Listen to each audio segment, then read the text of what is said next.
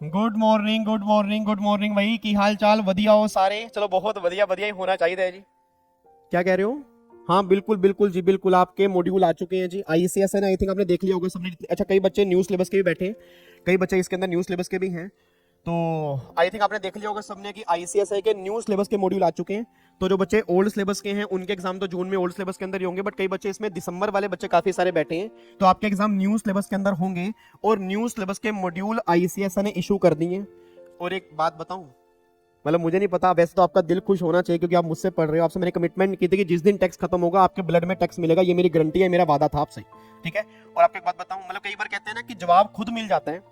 तो finally ICSI ने अपने मॉड्यूल इशू करके थोड़ा सा जवाब देने की कोशिश की है कि भाई साहब आपको टैक्स को लाइटली नहीं लेना। मतलब सबसे ज्यादा पेजेस जो है ना आपके टैक्स के मॉड्यूल में है। यस, मैं सही कह रहा हूं सर। अगर आप कंपनी लॉ का मॉड्यूल भी चेक कर लोगे उसके अंदर भी इतने पेजेस नहीं है। और अभी तो जो उन्होंने क्वेश्चंस दिए हैं वो काफी सारे क्वेश्चन, मतलब सिंपल सी बात है, मॉड्यूल में देखो, मॉड्यूल में क्या होता है, सिर्फ प्रोविजंस होते हैं। उन्होंने क्वेश्चंस डाले, एग्जांपल बेस पे डाले। मतलब अगर मैं कहूं कि अगर क्वेश्चन बैंक भी उसमें इंक्लूड कर दिया जाए तो कम से कम 1400-1500 पेज का मॉड्यूल बनेगा टैक्स का। बट चलो हम ये कह रहे हैं कि जो आईसीएसआई ने दिया, आई थिंक अगर आपने मॉड्यूल चेक किया हो। अच्छा, एक बार मॉड्यूल चेक करने से पहले ना, एक बच्चा ये कह रहा है कि सर हमने चेक किया है और हमने सुना भी था कि टैक्स में तो हमें वर्किंग नॉलेज ही चाहिए। एक तो ना ये दिमाग खराब कर रखा है, वर्किंग नॉलेज चाहिए। सुनो ध्यान से, वर्किंग नॉलेज ना आपके मॉड्यूल में हर पेपर के मॉड्यूल में लिखा हुआ है। इधर देखो ध्यान से, मैं आपके लिए स्पेशली आपके लिए मैंने ये काम किया, पहले 5-10 मिनट में लगाना चाहता हूँ ताकि आपके दिमाग में थोड़ी सी क्लैरिटी हो और ये गलत फहमी दूर हो। देखो सिंपल सी बात है, जो बच्चे मुझे मानते हैं वो अप्रिशिएट करेंगे, जो नहीं मानते, देखो मैंने कहा ना कि 100 आवाजें हैं, अब उसमें सुननी कौन सी है वो आपके ऊपर बेस करता है कि आपको लाइन किस में बनानी है, आपको पढ़ना कैसे। और आपको मैंने पहले भी कहा था सर, पेपर क्लियर करने के लिए हर पेपर जरूरी होता है, ये अपने दिमाग में मत घुसा लेना, वर्किंग नॉलेज चाहिए। आप एक बार ना सारे मॉड्यूल खोल के देख लो, एक बार आप सारे मॉड्यूल खोल के देख लो जिस बच्चे ने लाइव चैट के अंदर लिखा है। इधर देखो ध्यान से, मैं कहना क्या चाह रहा हूँ आपको, मैं मॉड्यूल यहाँ पे खोल के दिखाता हूँ। इधर देखो ध्यान से, अब एक बार यहाँ पे चेक करना जी। आपका यहाँ पे सबसे पहली बात, ये टेक्स्ट का मॉड्यूल मैंने खोला है, आपको आपकी वेबसाइट के ऊपर मिल जाएगा। नए सिलेबस के मॉड्यूल आ चुके हैं, अगर आप कहोगे तो मैं टेलीग्राम पे भी डाल दूंगा, टेलीग्राम से आप डाउनलोड कर लेना अगर आपको नहीं मिल रहे तो।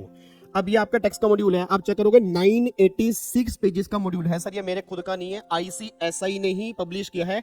986 सबसे ज्यादा पेजेस जो हैं वो टेक्स्ट के मॉड्यूल में ही है। बच्चे कहते हैं नहीं हमें तो सीएल का भी दिखाओ, ये आपके कंपनी लोग है जी, 950 पेजेस का है, 950 पेजेस का। उसके बाद कमाल की बात देखो सर, मतलब कोस्ट और एफएम, जिसको बच्चे कहते थे नॉन कोर है, टैक्स को बच्चे बोलते हैं नॉन कोर है, ये हमें पढ़ना ही नहीं है। कोस्ट एफएम का मॉड्यूल देख लो सर, अकाउंट्स और कोस्ट का, भाई साहब 854 पेजेस का। ये ओल्ड सिलेबस के अंदर 650 पेज में खत्म होता था, 650 पेज के थे, अब 854 पेज का मॉड्यूल हो चुका है। मतलब इसको भी आपको सही ढंग से पढ़ना पड़ेगा। उसके बाद देखो जी, जेआईजीएल 726 पेज का मॉड्यूल है। उसके बाद सेटिंग अप का 662 पेज का मॉड्यूल है। सबसे कम किसका है, capital market security law 554 page का मॉड्यूल है। और ईबीसीएल का भी 554 पेज का मॉड्यूल है।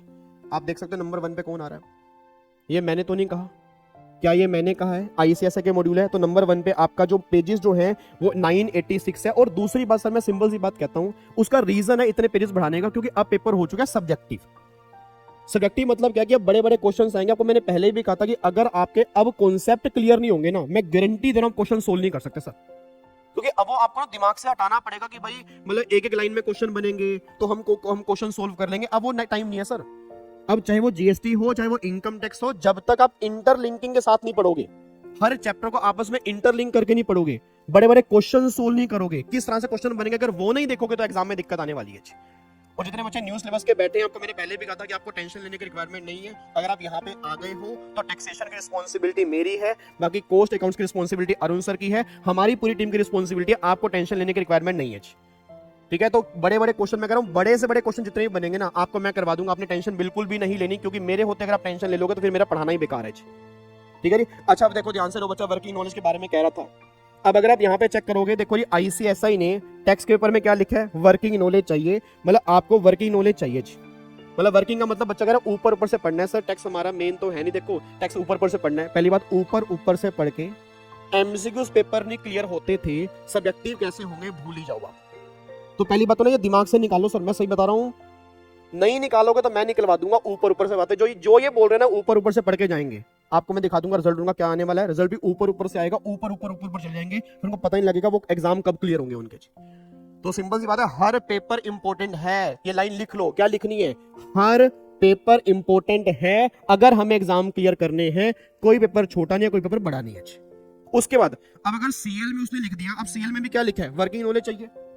तो सीएल तो हमारा मेन कोर है, सीएल तो हमारी लाइन है, सीएल ही सब कुछ है, उसके अंदर वो लिख रहा है वर्किंग नॉलेज चाहिए। उसके बाद सर चलो इसमें गलती हो गई, कॉस्ट अकाउंट्स के अंदर लिख रखा है वर्किंग नॉलेज चाहिए, जीआईएल के अंदर लिख रखा है वर्किंग नॉलेज चाहिए, सेटिंग में वर्किंग नॉलेज, मतलब हर पेपर के अंदर अगर वर्किंग नॉलेज लिखी है तो क्या सिर्फ ऊपर ऊपर से बढ़ के जाओगे क्या, मतलब आपको आगे काम करना नहीं करना। तो सर वर्किंग नॉलेज का मतलब ये नहीं है, वर्किंग नॉलेज मतलब होता है कि आपको नॉलेज अच्छी चाहिए जिससे आपके एग्जाम क्लियर हो जाए और उस लेवल की चाहिए ताकि आप सीएस बनने के बाद भी आगे इसमें काम करो। और आईसीएसआई ने क्लियर कट वार्निंग दे दी है। वार्निंग का मतलब क्या है कि नोटिफिकेशन नहीं निकाली कि मैं तुम्हें वार्न कर रहा हूं। आप अगर मॉड्यूल चेक करोगे उसने क्लियर कट कह दिया है कि अब जो बच्चे इस माइंडसेट से पढ़ते थे कि हम ऊपर ऊपर से पढ़ के पास हो जाएंगे, तो मैं क्लियर कट वार्निंग दे रहा हूं कि दिसंबर 23 में जिनके न्यू सिलेबस के एग्जाम होंगे ऐसे पास नहीं करूंगा मैं। आपको डेप्थ में पढ़ना पड़ेगा, कॉन्सेप्ट क्लियर करने पड़ेंगे, क्वेश्चन सोल्व करने पड़ेंगे, प्रैक्टिस करनी पड़ेगी। रटने वाले बच्चों के ऊपर बहुत बड़ी दिक्कत आने वाली है, बस ये बात ध्यान दो जी। ठीक है जी। तो जो बच्चे न्यू सिलेबस वाले बैठे हैं ध्यान देना, ठीक है ना, समझ गए ना मैं कहना क्या चाहता हूं। तो बस समझाओ, इशारा ही बहुत होता है। इशारा का मतलब यह है कि हर पेपर पढ़ के चलना है सही ढंग से।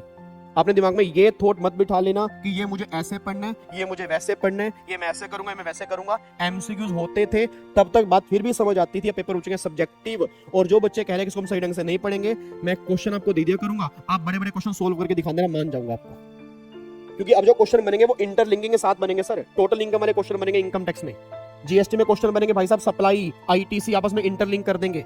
अब तो एग्जामिशन का चैप्टर भी है सर, जीएसटी में एक चैप्टर एग्जामिशन का, वो भी उसमें डाल दिया।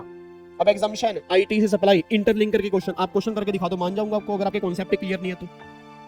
समझ रहे हो? मैं कह रहा हम तो आपसे पढ़ रहे हैं, हम तो हमें क्या टेंशन है, आपको टेंशन नहीं है। बट मैं इसलिए आपको यहाँ बताने के लिए आया हूँ कि ताकि आपके मॉड्यूल आ गए हैं तो सबसे ज्यादा पेरिस उन्होंने टेक्स्ट में दी है, और अभी इसमें पूरे क्वेश्चंस नहीं है, क्वेश्चन बहुत कम इन्होंने दिए हैं। मैं आपको पूरा क्वेश्चन बैंक अलग से दूंगा, क्वेश्चन बैंक हम अलग से करके चलेंगे। जो मॉड्यूल में क्वेश्चन है वो तो करेंगे, बट वो बहुत कम क्वेश्चन है। पूरा फुल फ्लेज क्वेश्चन बैंक जो वो मैं आपको दूंगा जी। तो मैं पूरी जान लगा के पढ़ना है, हर पेपर को हमें पढ़ना है सही ढंग से। हर पेपर, जितने बच्चे मेरी वीडियो को देख रहे हैं ना, हर बच्चा कमेंट बॉक्स में एक बात लिखेगा अगर आपने वीडियो पूरी देखी है कि हर पेपर इंपॉर्टेंट है।